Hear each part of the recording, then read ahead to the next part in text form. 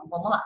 Então, a aula de hoje ela é um pouquinho menos pesada do que a aula da semana passada, tá, gente? Então, por isso que eu separei os distúrbios eletrolíticos. Uma coisa em sódio e água, porque ela é muito complexa, tá? Ela é muito pesada. Agora, hoje, a gente pode seguir em potássio, cálcio, magnésio, fósforo. Vocês vão ver que é uma coisa bem mais simples, não requer tanta fórmula, tanto cálculo, tanta, né?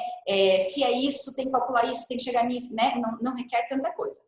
Ou é hipo ou é hiper, e vamos repor ou não vamos repor, tá? Então, é mais fácil, vocês vão ver que essa aula é bem menos pesada, tá, gente? Então, aqui, ó.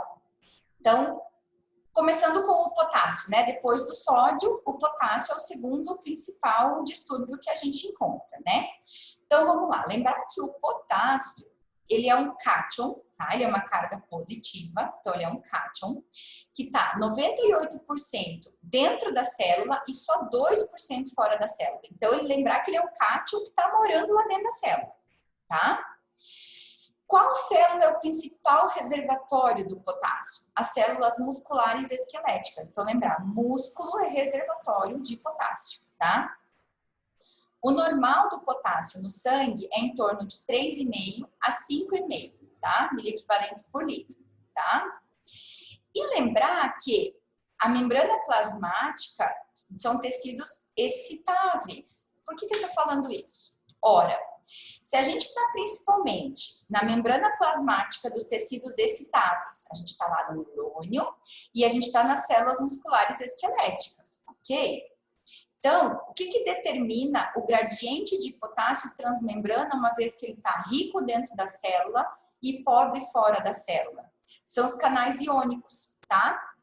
Que vão determinar essa polaridade intra e extracelular, que vão fazer esse gradiente de concentração do potássio transmembrana, tá? Como que o potássio é regulado, né? A gente sabe que todo distúrbio de potássio, tanto para cima quanto para baixo, o maior risco dele é alterar eletrofisiologicamente a membrana cardíaca, porque além de ser um músculo, ela tem potencial de membrana excitável, né? Então, ele pode tanto modificar o potencial de repouso da musculatura cardíaca ou o potencial de despolarização. Quais seriam os alimentos que são ricos em potássio, tá? Então, assim, de frutas, principalmente damasco, kiwi e água de coco, tá? Os pacientes adoram se hidratar com água de coco, né? Olha a vilã aí, a hidratação com água de coco, tá? Uva passa, banana, principalmente a banana caturra, tá? Açaí também é rico em potássio. Feijão, castanha e inhame, tá? Lembrar que isso também é rico em potássio e ainda ali o espinafre, tá? Então, o que acontece se eu tenho uma dieta hipercalêmica? Quem que é o meu eliminador de potássio? Então, o alimento vai chegar lá no intestino, tá? Chegou lá todo o que eu comi no intestino. Então, lá no intestino eu tenho a sódio, potássio, ATPase, que, sob a ação tanto da insulina quanto a ação da adrenalina, vai reabsorver esse potássio para estabilizar as nossas membranas, os nossos reservatórios, ok? Quem que elimina o excesso de potássio? Uma pessoa que tem funcionamento do rim normal vai eliminar o excesso de potássio da alimentação, tá? Por quê? Pela ação da aldosterona, eu vou fazer esse potássio ser eliminado na urina, o excedente.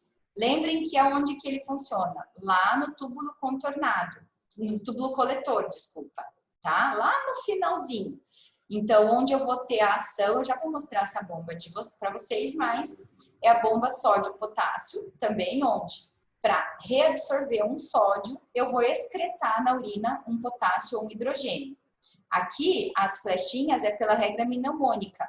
Vermelho vai para o sangue e amarelo vai para a urina. Então, para reabsorver um sódio, eu mando embora um potássio ou um hidrogênio. Olha lá, então. Tá lá a nossa célulazinha do túbulo coletor. Tá lá no finalzinho, tá certo? Então, na nossa bomba lá, o que acontece? Para eu reabsorver um sódio, ó, vermelhinho, sangue, amarelo, urina, tá? Para eu puxar um sódio para o sangue, eu vou eliminar um potássio para a urina, tá? Então, é aqui que acontece a nossa regulação do excesso de potássio na dieta. Se eu sei disso, eu sei que se eu aumento o aporte de sódio no finalzinho do túbulo, eu vou excretar mais potássio, certo? Certo?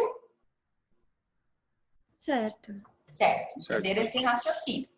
Então, fica fácil eu saber, quando eu tenho um quadro, se essa excreção é regulada pela aldosterona, o que acontece quando aumenta a minha aldosterona? Ou seja, quando eu tenho um caso de hiperaldosteronismo. Não vai excretar. Não vai excretar. O que vai acontecer com o meu potássio? No sangue. Vai aumentar? Vai estar alto. O que vai acontecer com o meu sódio no sangue? Vai diminuir? Vai diminuir. O que vai acontecer com a minha osmolaridade? Prof, você está compensando entre sódio e potássio, ela tem alguma alteração? Tem, ó, eu tô falando um caso que o paciente tem uma doença, tá? Hiperaldosteronismo. Acho que o Casos sódio normais eu consigo regular, tá? Diga. Sódio pesa mais que o potássio, né, prof, na osmolaridade. Acho que Isso. ficaria hipoosmolar. Hiper, Ué? tá? Então vamos lá. Ó. Se eu tenho uma maior reabsorção de sódio, ó lá, tá certo? Eu tenho hiperaldosteronismo. Eu vou estar com esse mecanismo muito ativado. É o contrário do que vocês pensaram. Eu tenho muita aldosterona. Então, eu estou com esse mecanismo muito ativado. Então, eu vou absorver muito sódio, eu vou ficar hipertenso. Eu vou excretar muito potássio, porque eu tenho que absorver muito sódio. Essa bomba está muito estimulada porque eu tenho muita aldosterona. Eu vou ficar com um quadro de hipocalemia. E eu vou aumentar também a excreção de hidrogênio. Lembra que excreta uma hora potássio, uma hora hidrogênio, uma hora potássio, uma hora hidrogênio. O que vai acontecer? Uma alcalose metabólica. Foi esse raciocínio, gente?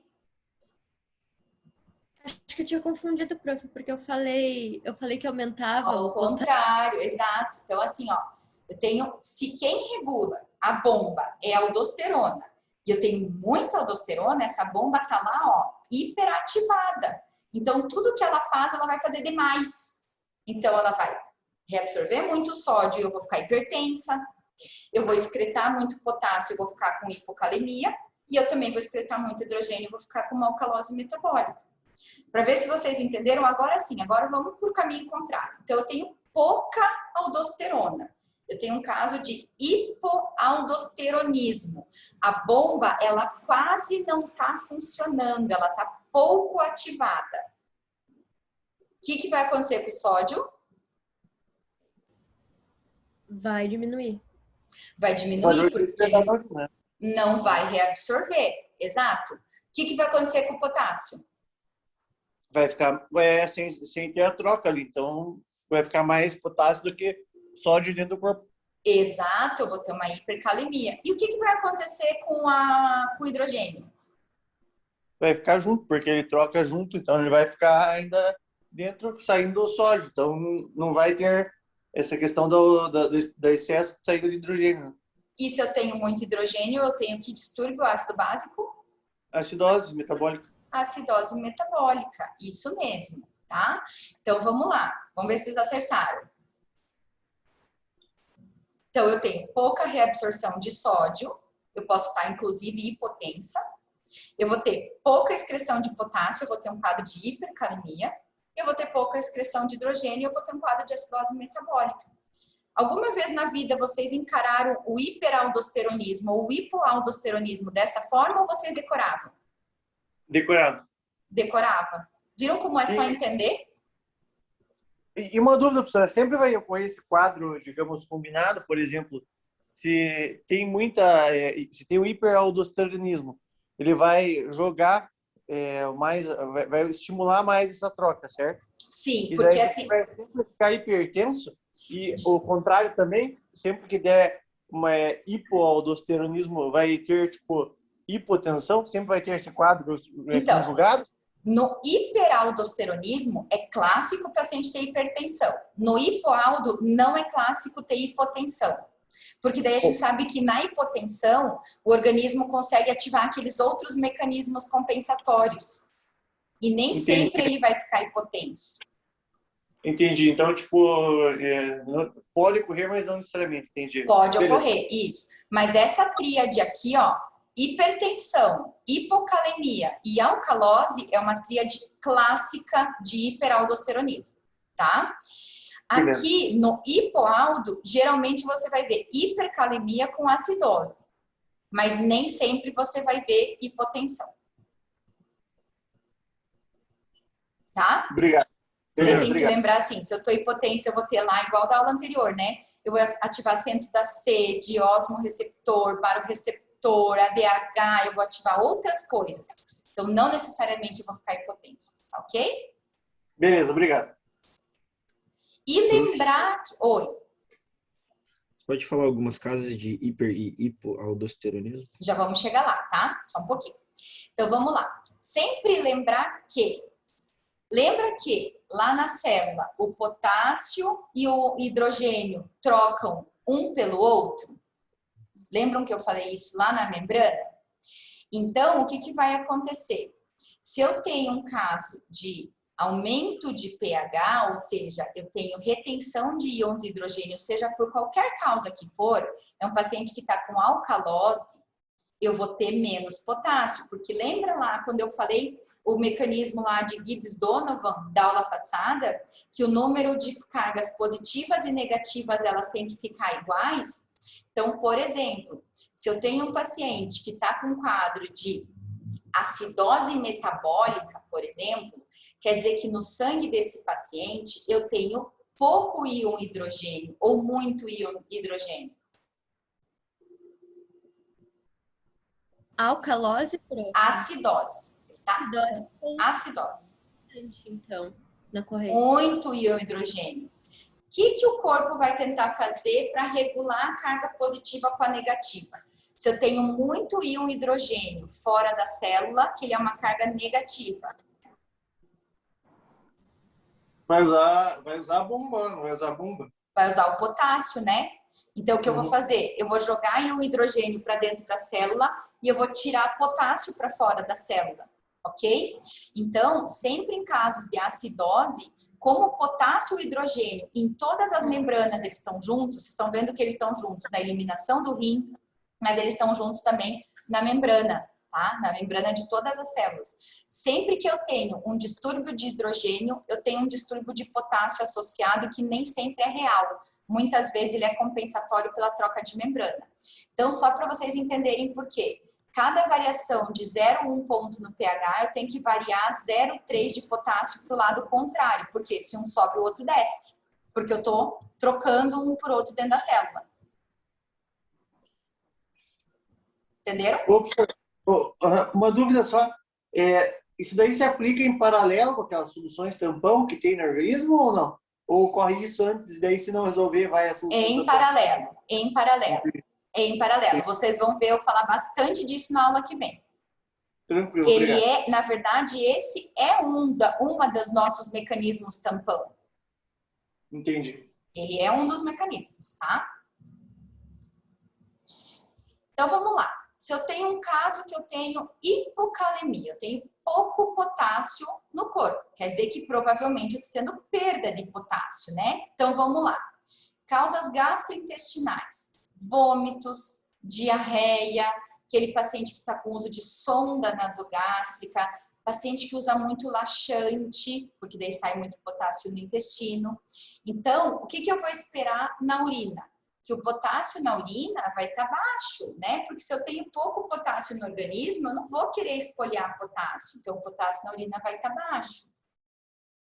Mas a gente também tem casos de perda de potássio urinária, que aquele paciente que está com poliúria, aquele paciente que usa diurético, porque ele sabe que troca o sódio pelo potássio, o paciente que está com uma alcalose metabólica, onde para entrar hidrogênio na célula sai potássio, né?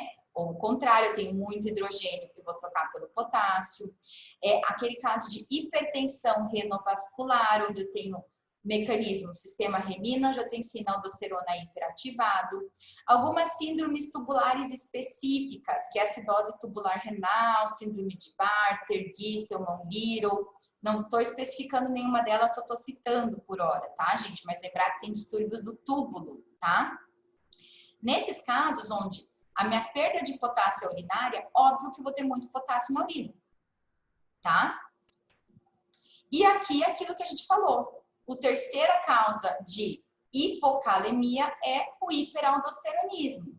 A aldosterona é produzido tanto lá nas células justaglomerulares, onde a gente tem o sistema renina, angiotensina, aldosterona ativado. Então, por exemplo, se eu tenho um caso de uma hipertensão renovascular, uma estenose de artéria renal, eu posso ter um quadro de hiperaldosteronismo, mas lembrar também que ele é um mineralocorticoide, ele é um corticoide produzido pela adrenal.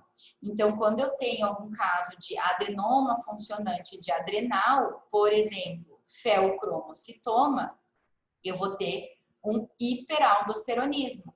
Então, eu vou ter um caso de aldosterona alta no sangue e eu tenho como fazer essa diferenciação. Por exemplo, da hipertensão renovascular, eu sei que eu tenho uma aldosterona alta, porque eu tenho ativação de todo o sistema, renina, angiotensina, aldosterona. No hiperaldosteronismo, onde eu estou produzindo aldosterona pela minha adrenal, eu não vou ter renina alta, porque eu não estou com o sistema ativado. Então, se eu dosar a aldosterona e dividir ela pela renina, essa relação vai dar acima de 30, ela vai dar alta. Tá bom? E a gente ainda tem os mecanismos de hipocalemia, porque eu estou tendo muita entrada de potássio na célula. Ou seja, estou usando insulina, lembra que a insulina troca o hidrogênio pelo potássio, beta-2 agonista, estresse cirúrgico por causa da adrenalina. Lembram lá no intestino? Insulina e adrenalina ajudando na reabsorção de potássio, né? Na excreção de potássio, desculpa. Uso de soluções com bicarbonato de sódio, porque bicarbonato me leva a um quadro de alcalose, e alcalose leva entrada de potássio na célula, e qualquer outro quadro de alcalemia também vai levar entrada de potássio na célula. Então, aqui estão as principais causas de perda de potássio, de hipocalemia. Vocês viram que não é um decoreba, é só entender, tá, gente? Quais são os sintomas? Se eu estou falando que ele está nos neurônios e principalmente na musculatura cardíaca, na célula da musculatura cardíaca, e altera o potencial de membrana, então vamos lá, eu posso ter fraqueza, cãibra, fadiga, paralisia, rabdomiólise, íleo paralítico e constipação, por causa do intestino, mas principalmente nossa preocupação aqui, ó, no miocárdio, tá? Por causa da alteração da despolarização da membrana. Principal, extrasístole ventricular e as taquiarritmias, tá? O que eu vou ter classicamente num eletro de potássio baixo, tá? Onda T achatada, ó, ela vem para baixo, tá?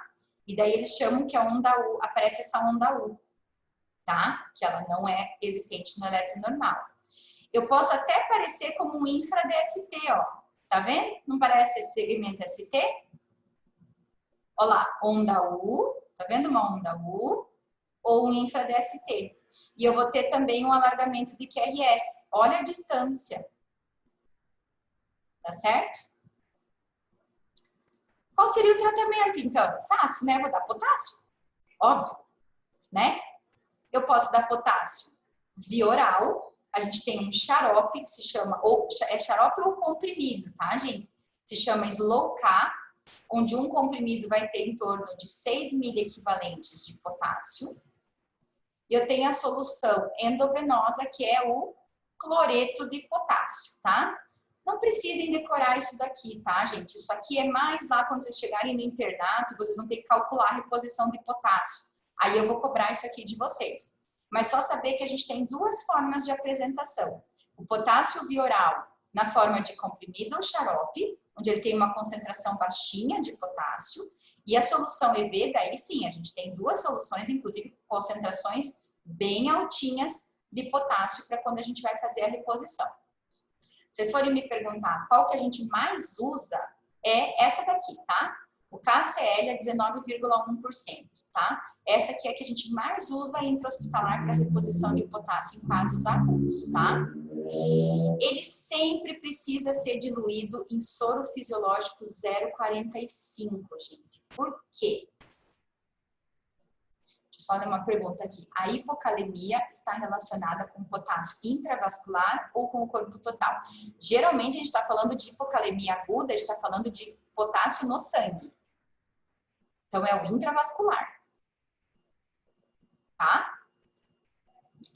Então, a gente sempre dilui em soro fisiológico. Por quê? O soro glicosado, ele vai ter o quê? Glicose. Se eu tenho glicose, eu vou ter liberação de insulina. E eu vi que a insulina atua lá no intestino. Então, eu vou ter um quadro de hipocalemia, porque eu vou espoliar mais potássio. Ok? E se eu colocar num soro fisiológico normal, 0,9%, o que vai acontecer? Vai aumentar muito o meu sódio lá no finalzinho do túbulo e eu vou excretar mais potássio, né? Então, o que eu quero fazer? Uma solução salina hipotônica, tá? E naqueles casos, eu repus potássio, mas não tem jeito, não consigo normalizar a calemia do paciente.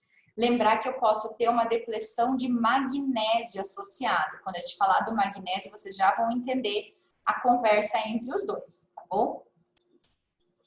Agora, por outro lado, eu tenho um quadro de hipercalemia. Eu tenho muito potássio no sangue.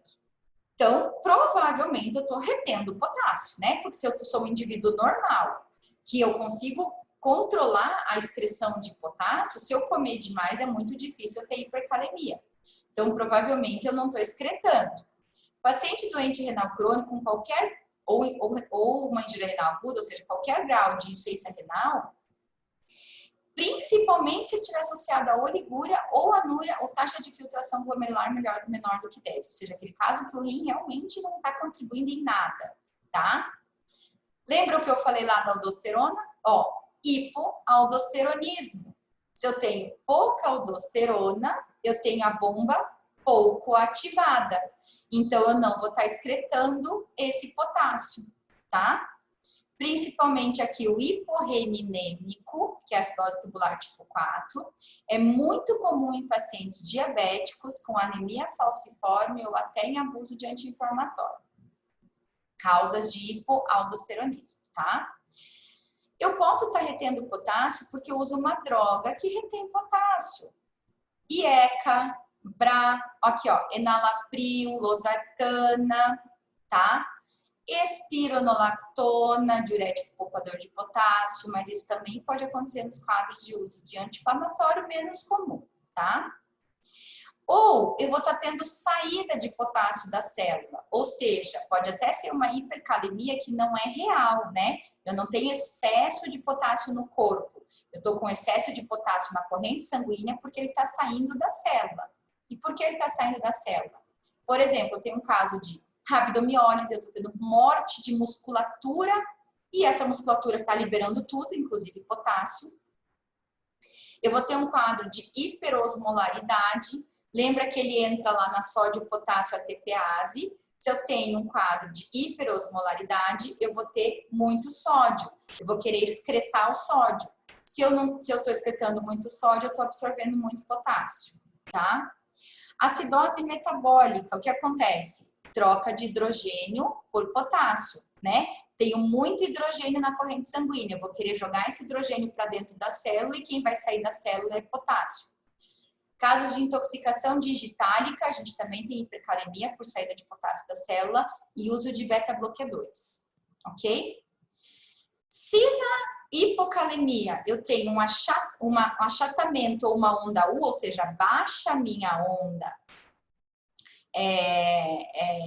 a minha onda T, o que acontece na hipercalemia? A famosa T em tenda, uma tenda de potássio, olha lá, tchup, tchup, faz a T apiculada, tá? Onda T apiculada ou onda T em tenda. Olha lá o normal para comparar, tá? Onda T normal. Olha a onda T da hipercalemia. Olha a minha onda P normal. Olha o que acontece com a onda P na hipercalemia. Eu achato a P, tá? E eu também posso ter um alargamento de QRS. Isso aqui vocês viram que acontece nas duas. Então, isso não me ajuda a saber se é hipo ou hiper, tá? O que eu posso ter? Um QRS todo estranho, ó. Tá vendo que tá estranho? Ele não tá fazendo o bonitinho dele, né? E até aquele paciente que bagunça tudo. Ó, que a gente chama de ritmo sinusoidal. As alterações, elas são proporcionais a quanto maior o potássio sério. Então, qual que é o nosso principal medo aqui? Bradiarritmia, PCR, principalmente em fibrilação ventricular, atividade elétrica sem pulso e assistolia. Como que eu trato o potássio? Se eu tenho que mandar potássio embora, o que eu vou fazer? Primeiro, eu vou tirar os remédios que estão retendo potássio. Segundo, eu vou fazer uma solução que não vai mexer na quantidade de potássio do organismo, mas ela vai estabilizar a minha membrana miocárdica até eu conseguir reverter o processo, tá? Que é o gluconato de cálcio. Então, lembrar que o gluconato de cálcio, ele não expolia potássio, ele estabiliza a membrana até eu conseguir corrigir o meu potássio. Glicoinsulina, que é a solução polarizante. Eu não falei que a insulina entra lá no processo e a glicose também? Então, se eu fizer uma solução polarizante, eu vou fazer a entrada de potássio na célula. Como é que eu vou fazer uma solução polarizante? 10 unidades de insulina em 50 unidades de glicose hipertônica. Beta-2 agonista, mesma coisa, estimula a entrada de potássio na célula. Vocês viram que até agora eu não falei nada que manda potássio realmente embora. Estou falando de trocas momentâneas. Bicarbonato de sódio, mesma coisa. Faz um quadro de alcalose, o potássio vai entrar na célula em troca de íons de hidrogênio. Agora, eu realmente quero espoliar potássio. Aí sim, eu vou ter uma resina de troca que vai atuar lá no intestino, que é o sorcal. Ele vai trocar o potássio por cálcio lá na luz intestinal, tá? Problema, resina de troca, até chegar no intestino, lembram que é via oral, né? Até chegar no intestino e fazer essa troca, leva em torno de 24 a 48 horas. Então, para hipercalemia aguda, não é o melhor tratamento. Então, eu tenho diurético de alça, ele não é o meu maior espoliador de potássio? Então, o que eu vou fazer? Todas essas medidas para enganar o corpo e jogar potássio para dentro da célula e estabilizar a membrana, e faço sorcal e furosemida para espoliar potássio. Diálise de urgência, quando os pacientes estão anúricos, ou seja, a furosemida não vai funcionar, ou o potássio está refratário. Eu fiz tudo isso e ele continua hipercalêmico. Ok? Esse era o pior distúrbio de hoje, gente. Agora fica fácil, tá? Distúrbios de cálcio. Então, vamos lá. Como é que funciona o controle do cálcio? Lembrar que ele tá. Qual que é o reservatório do cálcio? Esqueleto. O reservatório do cálcio é o osso. Então, a gente falou que o reservatório do potássio é a célula muscular. O reservatório de cálcio é o osso. Tá? Ele só tá 1% no espaço extracelular. E desse 1%, 50% está sob a forma de cálcio iônico ligado à albumina. Nos ossos, eles fazem a integridade fisiológica e a resistência do esqueleto. Eles são responsáveis por isso. E qual que é o nosso normal de cálcio no organismo? 8,5 a 10,5. Tá? Como é que funciona esse controle do cálcio? Então, vamos lá. Eu comi cálcio. Cálcio vai chegar lá no intestino e no rim, tá? Quais são os mecanismos que vão fazer eu eliminar esse cálcio? Então, lá no rim, por ação do PTH, eu vou ter uma maior absorção de cálcio em troca da maior excreção de fósforo. Então, lembrar que o cálcio e o fósforo, eles estão juntos. Para eu mandar cálcio embora, eu excreto, para segurar cálcio, eu excreto fósforo e vice-versa. No intestino, por ação da vitamina D, eu vou ter uma maior espoliação de cálcio.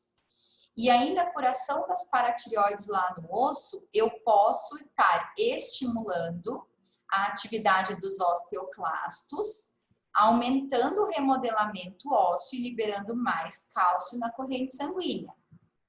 Mas a minha própria paratireoide pode secretar calcitonina, que faz uma inibição da atividade dos osteoclastos. Então, a própria paratireoide, ela regula, porque ora ela estimula PTH, ora ela estimula calcitonina. PTH estimula, calcitonina bloqueia. Alimentos ricos em fósforo, em cálcio, desculpa. Muitos, né, gente? A gente fala cálcio, olha lá, todo mundo fala só do leite, do queijo e do iogurte, né? Ah, tem que ali fontes de cálcio, manda as vozinhas ficar só tomando leite, comendo iogurte, comendo queijo, né? Olha lá, ovo, lentilha, todos os verdes, ó, brócolis, couve, espinafre, aveia riquíssima em cálcio, açaí, amêndoas, laranja, sardinha, feijão branco, abacate, tá? Então, olha aqui as dietas mediterrâneas, veganas, vegetarianas entrando aqui como fonte de cálcio. Os veganos, mas vegano não come carne, não come peixe, nem toma leite. Mas olha quantas outras fontes a gente tem, né? Então, não tem por que não ter uma fonte alternativa de cálcio, tá? Então, vamos lá. Eu tenho pouco cálcio. Quando que eu vou ter um quadro de hipocalcemia? Quando eu tenho pouco PTH, ou seja, não é o PTH que vai lá no rim, que vai lá no intestino e que vai lá nos ossos. Se eu tenho um hipoparatireoidismo, eu vou ter um quadro de PTH baixo, eu não vou estar estimulando a reabsorção de cálcio nos 3 locais, eu vou ter cálcio baixo no sangue. Hipopara, gente, ele geralmente é secundário à tireoidectomia. Por quê? Quando a gente faz tireoidectomia total, geralmente, como as glândulas são muito pequenininhas, elas acabam saindo junto, tá? Pode ter causas autoimune, doenças infiltrativas como hemocromatose e Wilson, tá? Ainda existe o caso de pseudo-hipopara, ou seja, eu tenho PTH normal, eu estou secretando PTH, mas eu tenho uma resistência à ação desse PTH. Nesse caso, lembrar também da hipomagnesemia. Opa, distúrbio de magnésio entrou junto com o potássio e entrou junto com o cálcio, ou seja, o magnésio que a gente não pensa tanto nele, ele começa a aparecer um pouquinho mais aqui agora. Quando eu tenho um caso de albumina baixa, olha lá aquele paciente cirrótico, com síndrome nefrótica, desnutrido. Lembra que eu falei que a gente tem pouquíssimo cálcio na corrente sanguínea e desse pouco a maioria está ligado na albumina? Então, nesses pacientes que eu tenho albumina baixa, eu tenho que fazer uma correção do cálcio.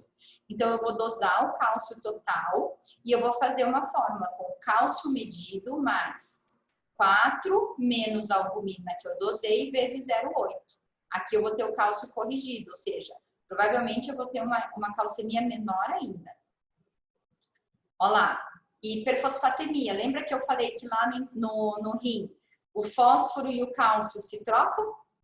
Lembra que eu falei isso? Eu vou falar para vocês que no intestino ocorre a mesma coisa, tá? Por que no intestino? Quando eu tenho fósforo muito alto na corrente sanguínea, além da eliminação renal, para eliminar esse cálcio no intestino, eu preciso ligar esse fósforo no intestino, eu preciso ligar ele com o cálcio, tá? Para esse fósforo poder ser eliminado no intestino, porque a gente sabe que o intestino elimina cálcio. Então, se eu ligo o fósforo no cálcio, eu elimino no intestino. Então, quadros de hiperfosfatemia. Uso de bisfosfonado. Por que bifosfonado? Lembra que eu falei que o cálcio, uma das regulações dele é a atividade do osteoclasto, do remodelamento ósseo? Se eu estou dando bifosfonado, uma medicação para osteoporose.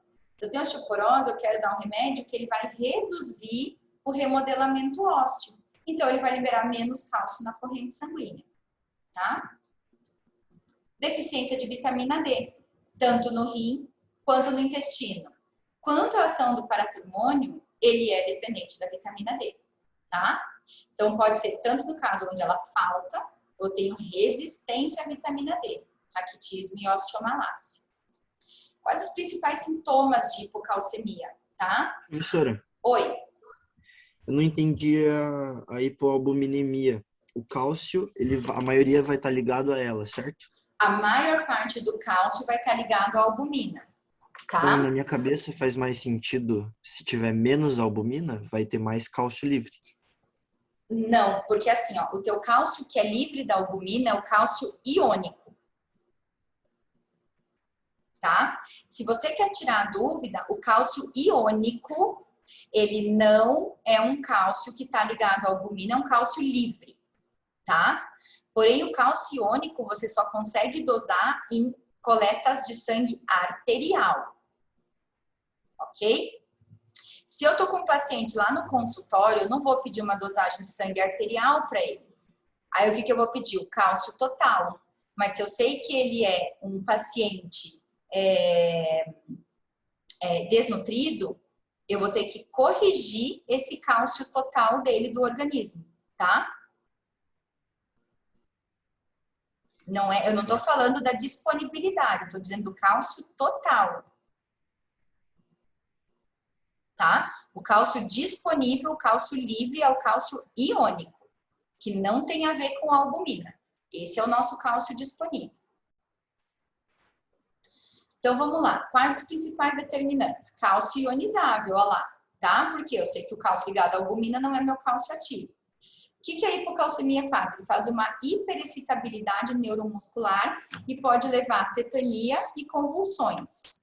Classicamente, gente, sinal de Trousseau e Chevostok.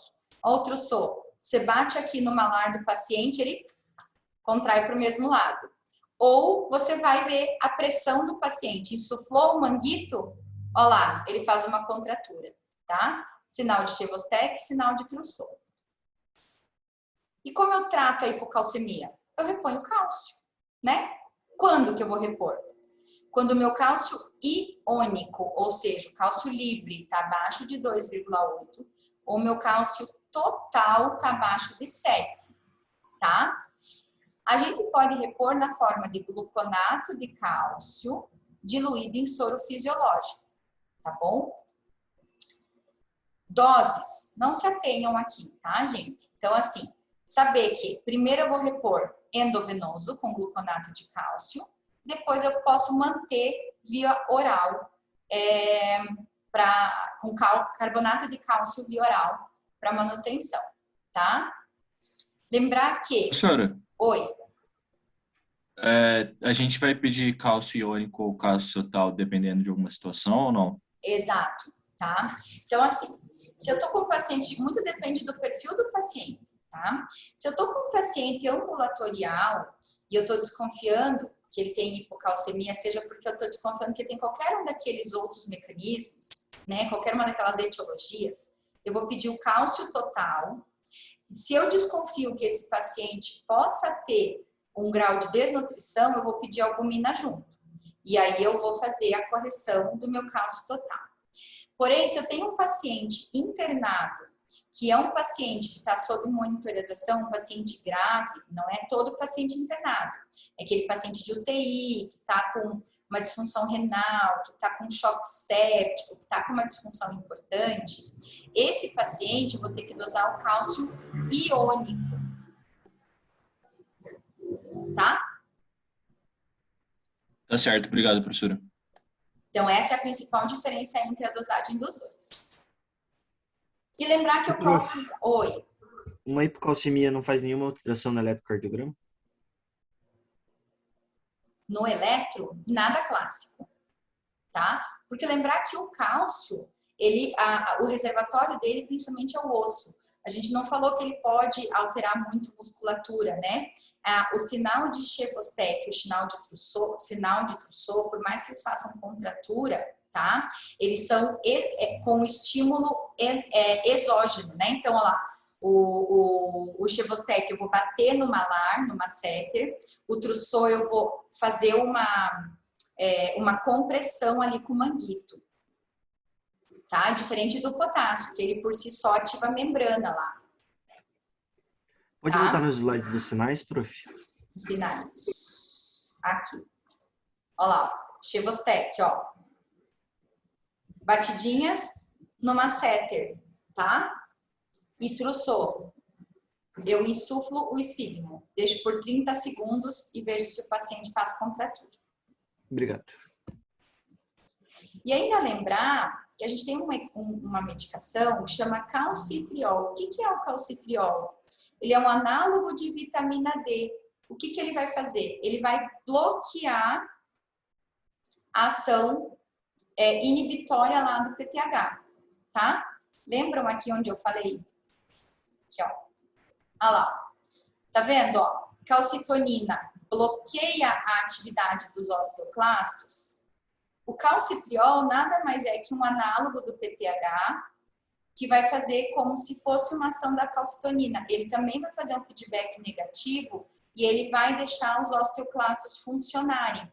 Então, eu vou poder ter uma liberação maior de cálcio na corrente sanguínea. Então, eu também posso reverter a minha hipocalcemia, tá? E lembra que eu falei o problema do magnésio? Eu falei isso no potássio, eu tô falando de novo no cálcio, tá? Por quê? O magnésio baixo, ele faz a gente ter resistência ao PTH. Então, olha lá, pseudo-hipoparatiroidismo, tá? Então, eu vou ter que tratar com reposição de magnésio. Lembra quando a gente sulfata a gestante? Aqui, ó, é a mesma medicação, tá? Causas, agora do outro lado. Tem muito potássio, eu tenho muito cálcio. Então, vamos lá. Eu tenho muita reabsorção óssea e eu estou liberando muito cálcio no sangue. 90% das causas tá onde? Hiperparatiroidismo. Eu tenho muito PTH, mas ainda pode acontecer pela hipercalcemia da malignidade. Clássico, tá, gente? Hipercalcemia da malignidade causando hipercalcemia, tá? Ainda pode ter quadros de intoxicação por vitamina D. Isso está se tornando muito comum, tá, gente? Intoxicação por vitamina D, tá? Diurético tiazídico, por quê? O tiazídico, para ele esfoliar o sódio, ele retém cálcio, tá? E ainda em casos de hipertiroidismo, porque eu vou estar tendo um alto turnover ósseo, também vou ter liberação muito alta de cálcio na corrente sanguínea. Então, classicamente, para a gente diferenciar se 90% das causas, como é que eu faço para saber se eu tenho um hiperpara ou uma hipercalcemia da malignidade? Se eu tenho cálcio sérico alto, estou dizendo cálcio total, mais um PTH alto, eu tenho hiperpara. Se eu tenho um cálcio sérico alto mais um PTH normal, eu tenho neoplasia. Quais os sintomas? Muito inespecíficos. Qualquer tipo de sintoma.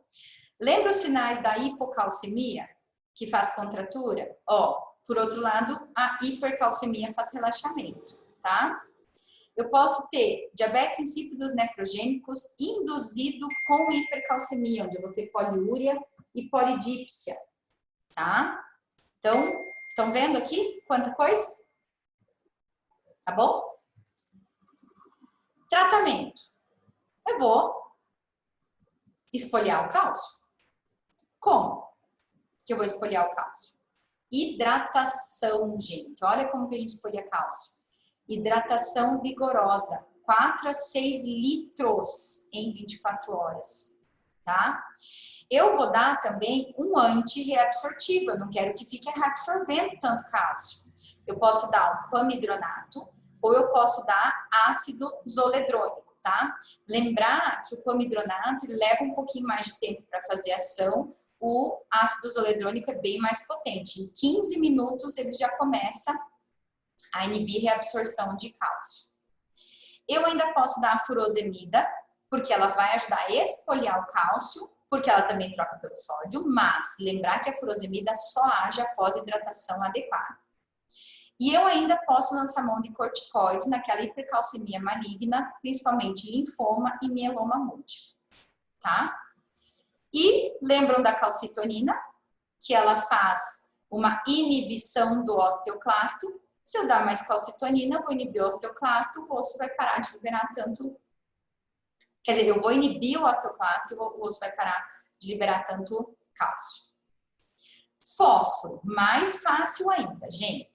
Quais são as funções do fósforo? Também atua na estrutura óssea, no metabolismo energético, estrutura e função das membranas, ele também funciona como uma substância tampão, olha lá, vamos falar de novo dele na próxima aula. Ele faz armazenamento e decodificação do código genético e o nível normal de fósforo no organismo é de 3,5 a 4,5. Principais fontes, gente, peixe, tá? Principalmente peixe de água salgada e salmão. Principais feijão, né?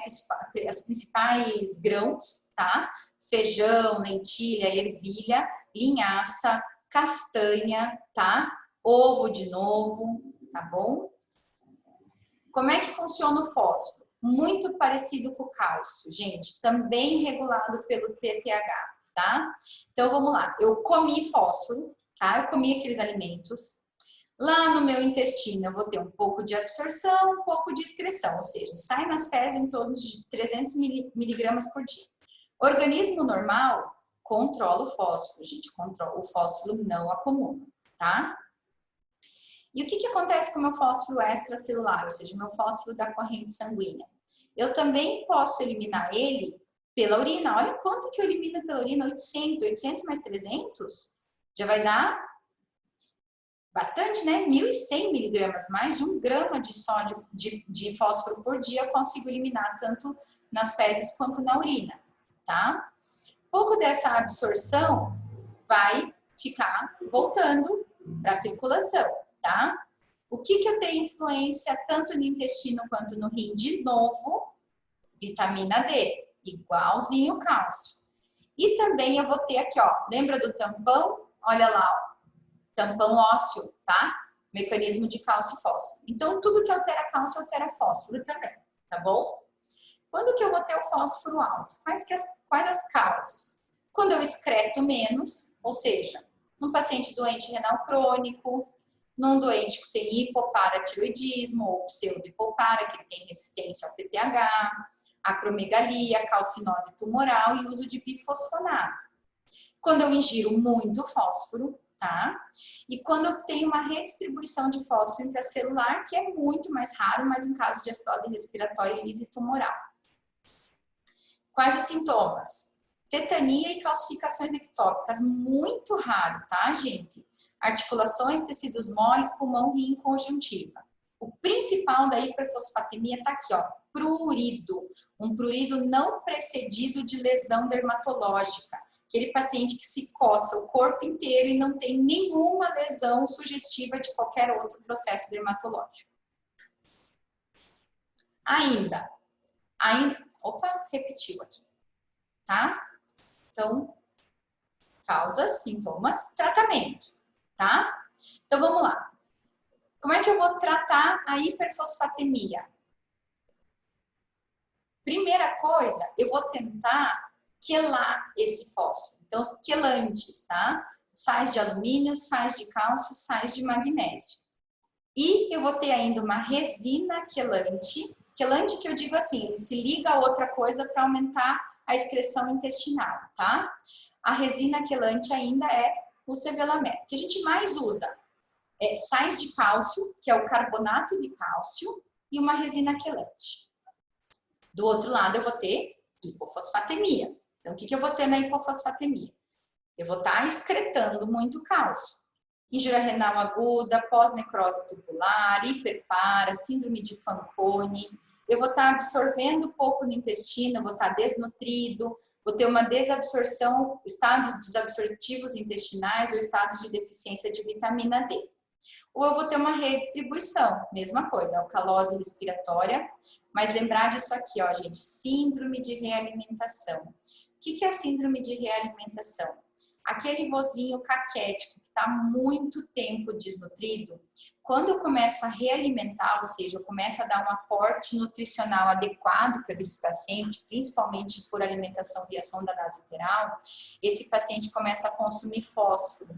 E isso chama síndrome de realimentação.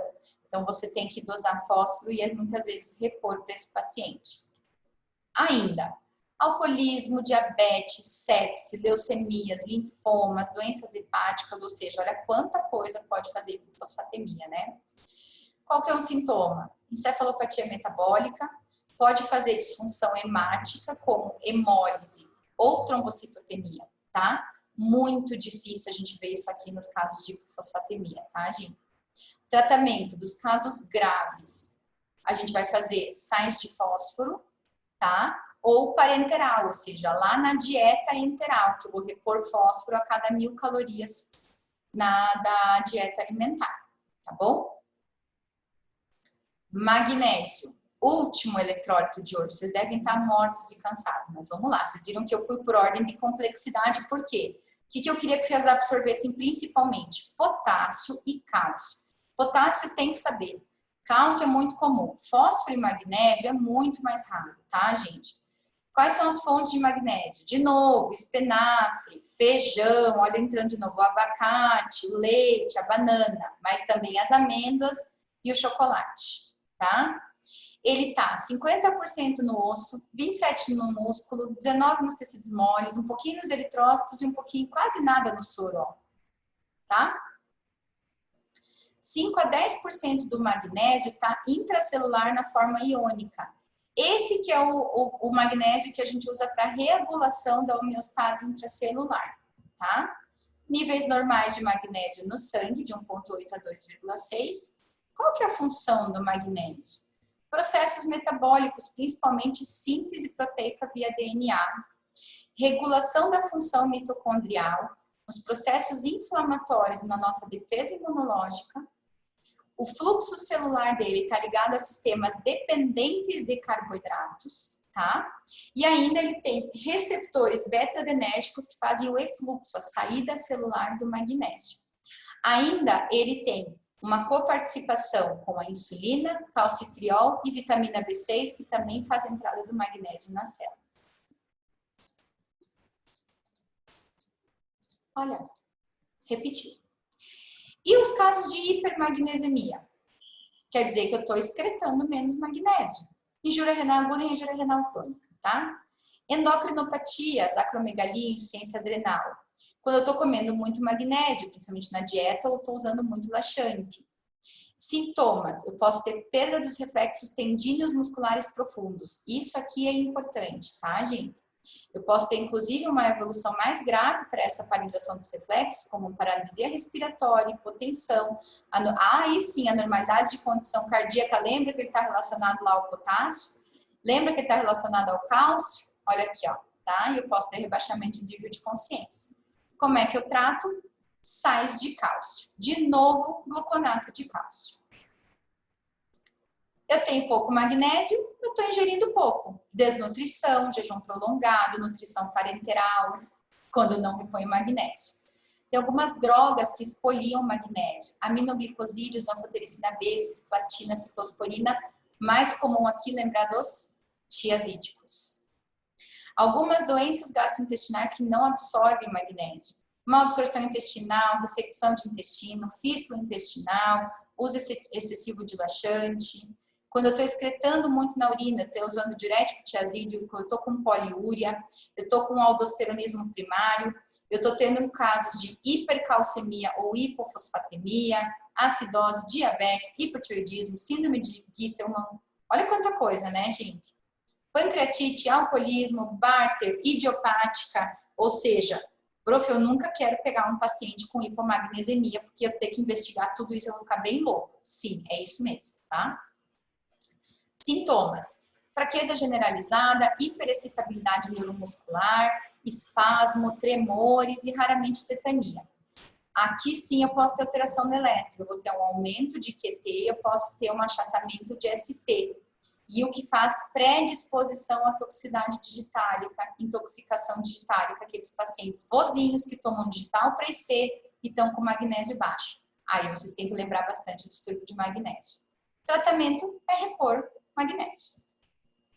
Agora, ou vocês estão dormindo, ou vocês estão olhando para a lua, ou vocês viajaram na maionese, porque eu sei que essa aula é extremamente pesada, é um conteúdo muito pesado, tá? Mesmo dividindo em duas aulas, ela continua sendo pesada. Então, essa é uma aula que você tem que ver, rever novamente, porque ela é difícil, tá? Mas por ordem de importância, vamos lá. Sódio e água, potássio e cálcio, tá? Magnésio, lembrar que ele pode estar junto nos distúrbios de potássio e de cálcio, então lembrar que aquele paciente que você está repondo adequadamente não está melhorando, ele pode ter um distúrbio de magnésio. Lembrar o vovozinho que não come, que você vai voltar a alimentar, que pode fazer lá o distúrbio de fósforo, tá? Então, alguns lembretes básicos que chamam a atenção de cada quadro. tá bom? Essa aula, como eu sei que ela é muito mais difícil e mais pesada, eu não vou deixar só uma semana no ar, tá? Essa aula eu vou deixar para vocês até a prova, eu vou deixar ela lá carregada no Blackboard, porque eu sei que ela é uma aula muito difícil, eu sei que ela é muito pesada, tá? Ô, professora, Oi.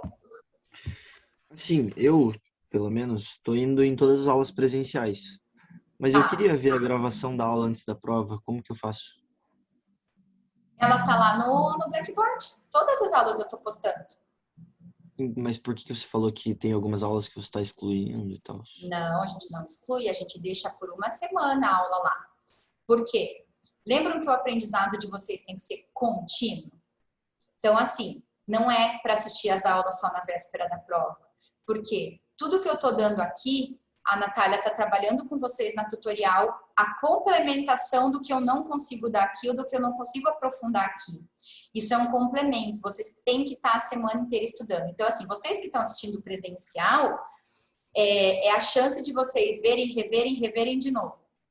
Aquele aluno que não está vindo presencial, que a gente está vendo que metade da turma não está assistindo presencial, é justamente o aluno que quer estudar só na véspera da prova, tá? E é o aluno que depois chora por nota.